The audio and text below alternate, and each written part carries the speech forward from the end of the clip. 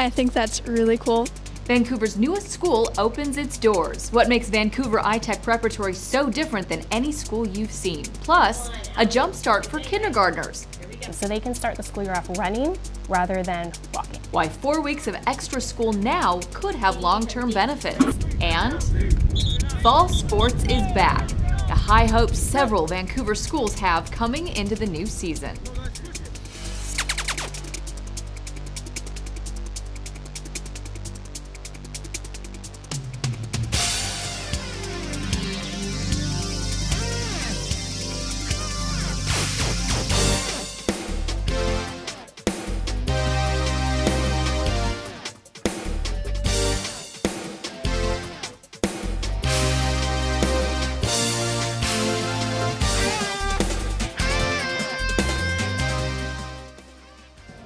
Buses full of kids arrived for their first day of class, and for some students, they were starting the year at an entirely new school.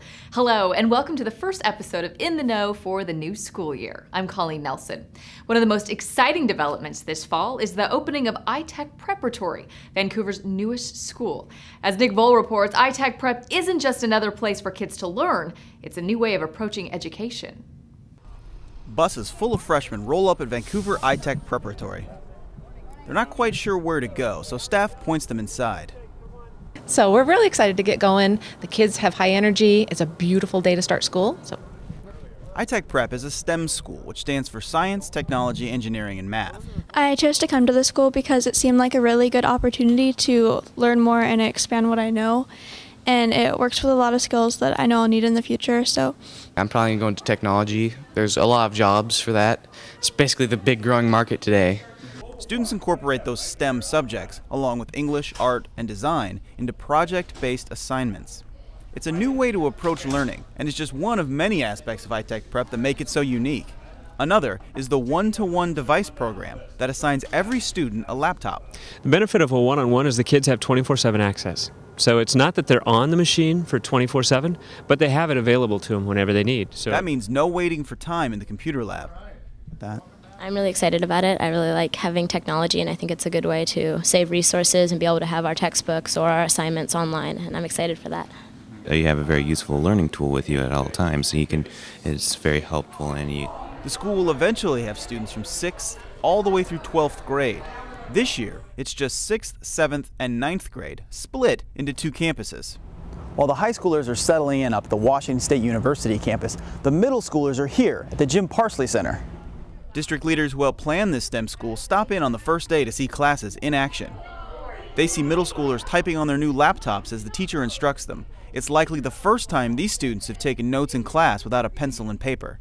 That's just one in a series of firsts for all of the iTech Prep students who are paving a new path. I think it's actually really cool because we sort of get to help mold the school and help sort of make it how we kind of want it.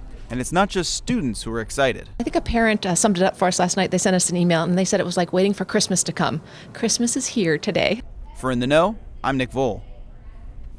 The district's talk show Snapshot has a whole lot more on the new STEM school. Host Elena Buller tours iTech Prep with its principal. Plus, we talk to Assistant Superintendent Mike Strom about the need for this kind of school and the district's long-term plans. Snapshot airs on Comcast Channel 28 and also on our YouTube channel. That's youtube.com/VanSDTV. The first day of school turns any kid, or parent for that matter, into a bundle of nerves and excitement, and that was certainly the case at Philida Elementary School. Today is a day of possibilities. Anything can happen. Kathy Gillespie isn't just a member of the Vancouver Public Schools Board of Directors, she's also a parent with kids in the district. She and Superintendent Steve Webb spent part of the first day of the year at Philida Elementary. I'm excited. Kids are excited. Families are excited. I think faculty and staff are excited. But this is no ordinary first day for the superintendent. It's also the first day of kindergarten for his son, Levi. I know Levi's thrilled to start kindergarten, and he's got a backpack about as big as he is. But even though Steve is the superintendent, when it comes to his own son, he's like any other parent. No first day jitters for Levi. He slept well. I had a difficult time sleeping. After saying goodbye, Levi is in the capable hands of his teacher. Steve and Kathy continue their tour of Philida and then move on to other schools. They have a lot of responsibility in their roles as school district leaders, but the biggest responsibility they have is to their children, just like every other parent in Vancouver Public Schools. We want to encourage parents to stay in contact with their students this year. Just check in, 5 minutes every day is terrific. How was your day? Don't let them just say it was fine or shrug their shoulders. You know, really kind of invest in making that connection every day. And if we can do that, if parents can do that every day with their students, our students will have a lot of success, and that's what we're all here for. The superintendent spent part of his summer at the White House. He was one of just 20 superintendents from around the country to be invited. Dr. Webb participated in the Digital Promise League of Innovative Schools. It's a coalition of educators, business leaders, and others who are sharing what's working and what's not working in public education. A big focus of the meeting is the incorporation of technology into the classroom, which is one of the school district's major priorities. Hello, I'm Dr. Steve Webb, Superintendent of Vancouver Public Schools. Dr. Webb shares all of the district's priorities and initiatives in his annual Back to School video produced by the district TV studio. The video has a summer road trip theme. If you're watching on Comcast, stay tuned after this episode to check it out. It's also available on the district YouTube channel. That's youtube.com/VanSDTV. Parents and students at Harney Elementary got a head start on the school year at its back to school night. Kids were able to see a list of who else is in their class, and they pored over the list to find their friends. Moms and dads had a chance to fill out applications for programs like free and reduced price lunch. The district brought in translators to help parents whose first language isn't English. And getting the school year off on the right foot is important to everyone. I look forward to meeting parents and students and parents and teachers getting to know each other and getting to know a little bit about each other and just making it a great start to the school year. Representatives from several social service agencies helped families as well. Students also received school supplies and backpacks to make sure they're ready to learn when they arrive at school. Parents of older students have a great chance to connect with their child's teachers. Every middle and high school holds curriculum nights, and they're coming up. All of the middle schools have theirs on September 20th. The high schools are on different nights from late September through mid-October, so be sure to ask at the front desk of your child's school what night they're having theirs. Curriculum nights give parents the opportunity to meet teachers and also to see what their students will be learning this year. Thanks to an incredible gift from the Foundation for Vancouver Public Schools, kindergartners at 6 schools got a Jumpstart this summer. As Helen Raptis explains, the students are seeing an impact now and possibly down the road. Counting hats on? Let's start with 1. Nothing looks unusual about this class full of curious 5-year-olds until you check the calendar. These kindergartners are learning about sounds and letters nearly a month before the first day of school. They're here thanks to a $100,000 grant from the Foundation for Vancouver Public Schools. The grant expanded the district's Jumpstart program to 6 schools for 4 full weeks. A lot of the students that are in Jumpstart have not ever set foot in a school. This gives them the opportunity to understand what's expected in school. Nowadays, compared to 15 or 20 years ago, kindergarten is so different. Academic standards have risen, and among other goals, students are expected to be able to read by the end of the year. I have 21 kids in my Jumpstart class, and less than half came in writing their names. And about that percentage of parents didn't know that was even an expectation. Now, in day 7 of Jumpstart, I have 2 kids who are unable to write their name, which is pretty impressive. They can't. Educating parents about what's expected of their children and how they can help is almost as important as teaching the kids. Moms and dads play an important role for a child's learning.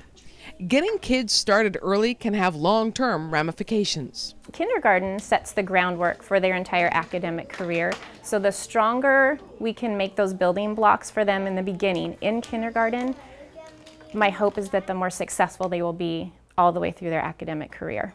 It's a gift, and it's a gift to the teachers, to the families, to the students, and it sets them off on the right foot for their path of many years ahead of school. For In the Know, I'm Helen Raptis. And those kindergartners weren't the only students learning this summer. Students in grades 1 through 5 attended the district's Math Academy. Almost 400 kids spent 2 weeks at the academy catching up and getting ahead on their math skills. They learned from VPS teachers and challenged each other with math games. It was a good opportunity for the teachers as well, as they got to try out new techniques for the classroom. The fall sports season is always one of the most exciting parts of back to school, and just like in the classroom, student athletes are starting the year with an unblemished record. But as Chad Young shows us, what happened in the past helps shape the future. The Skyview Storm practices in the hot August sun. Players repeating drills over and over again until they do them perfectly. Skyview was nearly perfect last year, finishing just one win away from a state title. That season-ending loss in the Tacoma Dome is never too far from their minds. It's 129 miles from Skyview to the Tacoma Dome, and that's where we want to be. We want to be playing in that dome. We want to get there again, but we want to win it this time. So that's one of the main things that's been motivating us, is just to get back there and get it done. It's tempting for players to look ahead, but Coach Steve Kaiser will have none of that. His goal is to win the league again, and he thinks he has the team to do it. Well, I think the big advantage we have is we had so many practices last year, and we played till December 3rd. So all those guys were there. A lot of them had quality backup time, during the course of the season. So we'd like to try to repeat. For the Storm, getting to the last game of the high school football season is a yearly goal. At Fort Vancouver, they're trying to establish a winning culture that can get them to the playoffs. The Trappers suffered through a rough season last year. Coach Eric Olikainen's first at Fort, losing all of their games. But every new season brings a fresh start, and thanks in part to summer recruiting trips by the coaching staff, the team has 3 times as many athletes as last year. It's basically a new team other than a few kids. This is a brand new football team, so we're going to go into it. We're, everyone's 0-0 right now, and we're going to hunt for our first win. With new athletes and Coach Olikainen's team-centered philosophy, compete, never give up, never lose hope, always be positive no matter what. There's a good vibe on the field. And this year, we just have a whole bunch of players that are committed, full on, ready to go, strap on, get physical, everything. We're ready this year. It's a chance to keep the program moving in the right direction. We want to have pride in our team, and we want to change our culture around. Everybody thinks of Fort Vancouver as a losing team, and we want to change that around and get a few wins. Whether they're in red uniforms or blue, teams are starting in the same place. 0 wins, 0 losses, and a lot of optimism. For In the Know, I'm Chad Young. We caught up with the Columbia River girls soccer team during tryouts. River has had a strong team for a few years now, so competition is tough. Coach Philemon Afenagus is looking for talent, athleticism, and determination, but also attitude. Ultimately, what we're looking for players that want to be a part of our program, and that shows up out here very, very clearly. The team has been a fixture in the playoffs, and now it wants to move deeper into the postseason. I mean, everybody's goal is pretty much to get to state, win state. We've done it before when I was here, but I wasn't playing on varsity, so that would be the ideal goal.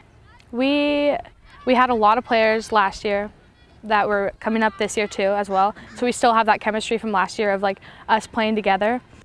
The Chieftains have a big rivalry matchup on September 11th versus Skyview. They play their home games at Jason Lee Middle School. Another great season of live sports is coming your way. Fort Sports is back for another season. The Fort Sports team is made up of volunteer TV professionals and students. This year they'll have live football and soccer from the Kiggins Bowl and live volleyball from the gym at Fort Vancouver High School. The live broadcasts will be followed by replays throughout the following week. You can see all of the action on Comcast Channel 29. For listings, go to esd112.org/TVETC. Earlier in the show, we told you about one-to-one laptops at the new STEM school iTech Prep. Those students aren't the only ones with new computers this year. We Learn correspondent Mark Ray explains why teachers are also switching to laptops. Teachers have had computers in their classrooms for years, and most of them are desktop units like this. The problem with desktop computers is that you can only do your work in one place, and it's not that easy to move it around.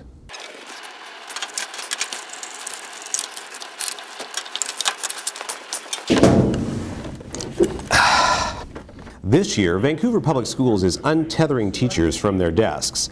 It's replacing its desktop units, which are several years old and approaching obsolescence, with laptops. In this room at Columbia River High School sits 1,350 computers. Over the summer, teachers filtered in to pick up their units, check the software, and get training on how to use them. In the classroom, the laptops have the capability to help teachers demonstrate their lessons.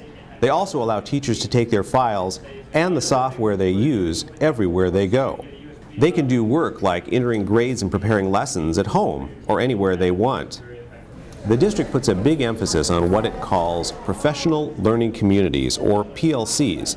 Basically, they're meetings where teachers share data and strategies to help students be better learners. Having access to their computers also allows teachers to more easily share information. This year, every school in the Vancouver Public Schools also has wireless access, which goes very well with these portable laptops. For In the Know, I'm Mark Ray. We're going to see more We Learn stories from Mark throughout the school year, and on November 8th, you can see all kinds of classroom technology in action at the 3rd annual We Learn Technology Showcase. Held at Skyview High School, the event is full of students and teachers demonstrating how they're using computers, iPads, iPods, robots, and other technology to improve learning. The event starts at 6:30 p.m. and is free. Make sure you put it on your calendar. And that just about does it for us. Remember that you can see more episodes of In the Know on our YouTube channel. That's youtube.com/VanSDTV. Thanks for joining us. I'm Coleen Nelson.